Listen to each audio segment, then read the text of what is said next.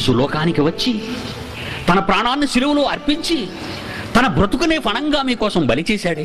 ఏం కోరుకున్నాడు మీ నుండి?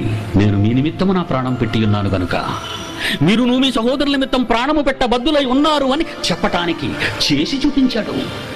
ఏమి నేర్చుకున్నది క్రైస్తవ్యం ఈరోజు? మోకరిస్తే చాలు దేవుడు ఆనుగు నాకేమిస్తావని అడుగుతున్నాడు. మరలా ఉన్నవి, ఇంతవరకు ఇచ్చినవి, నీవు పుట్టక ముందే ప్రకృతిని కలిగించినవి, ఇవన్నీ నీకివ్వగా ఇంకా ఏదో కావాలనే తపన, ఇంకా దేవుడు నాకేదో ఇవ్వలేదనే వేదన. అంటే నీకే పని లేదన్నమాట. ఇక నువ్వు దేవుని కొరకు చేయవలసిన పని ఏమీ లేదన్నమాట. మనిషి బ్రతుకులోని పరమార్థాన్ని అర్థం చేసుకోలేదు.